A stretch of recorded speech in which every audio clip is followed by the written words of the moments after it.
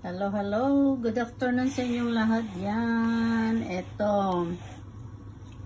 May nag-request sa akin diyan sa live na soup daw naman po yung ating ituturo or i-share. So, ito po yung buto-buto. Na-i-blanch ko na po yan. Mausok. Na-i-blanch ko na yan. Ayan, buto-buto ng karning pork. Ayan po. So, pwedeng baka, pwedeng buto-buto ng manok. Pero hindi po sa akin ito kaya okay lang yan. So, ito may coconut. About that size. May carrots, sayote. Ito ay singkamas, mais.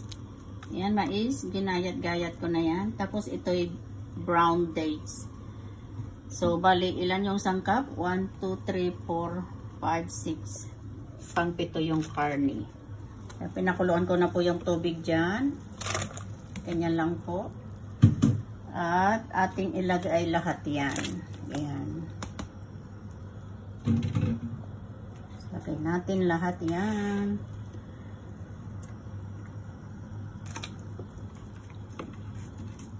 Pwedeng singkamas. Pwedeng kung ano, walang brown dates. Kung wala dyan sa Pilipinas ang brown dates, pwedeng wala.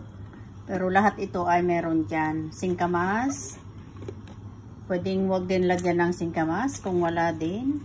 So, either yung kung ano yung meron kayo dyan. Pero ito, magkakaano talaga to. Masarap siya. Ayan, may mais.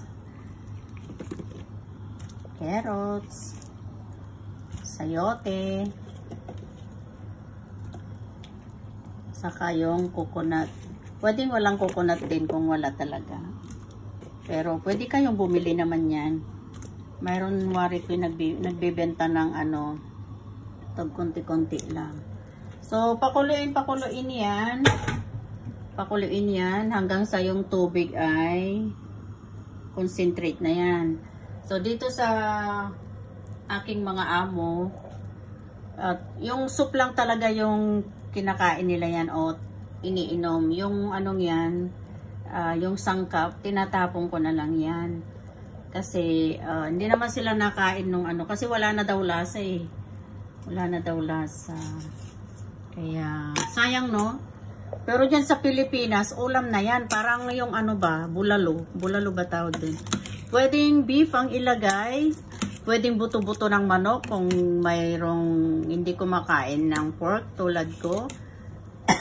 Pero mas prefer ko yung beef kung ako yung ano, kakain. Excuse me? So, ayan. Parang bulalo na yung kinalabsan pagka beef yung ano. Ito sa kanila, soup yan. Parang pinakatubig nila kasi yan after ng ano, after ng dinner nila. After ng dinner nila, saka sila umiinom nito.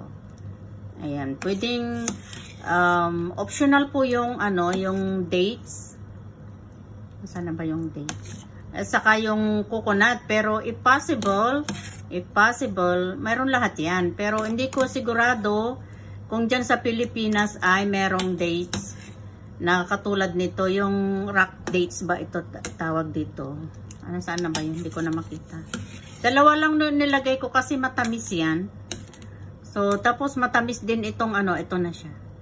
Matamis din itong mais. So, ang sarap talaga nung ano niya. Tapos yan oh, may coconut siya.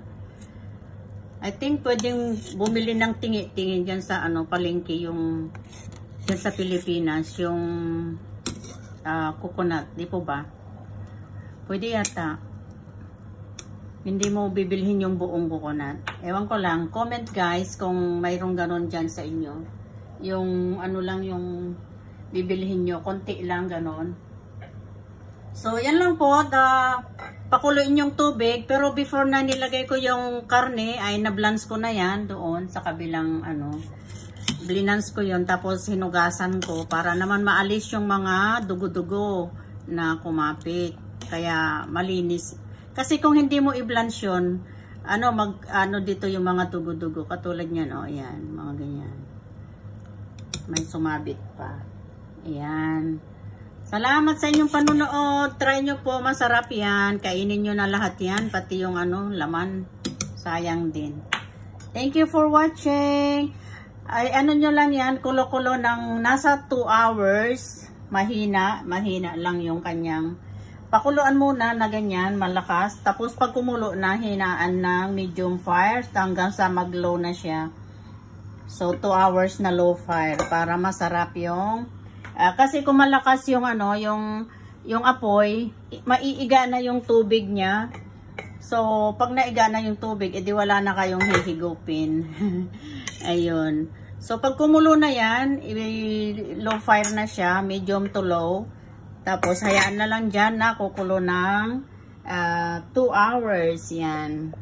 Salamat sa inyong lahat dyan. Try nyo po, masarap yan. At maganda sa katawan. Ayan.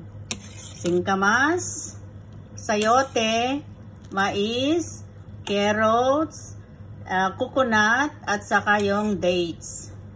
Ayan. Saka, of course, yung karne. Thank you! Comment below kung nasubukan nyo na po ito. Salamat! Bye!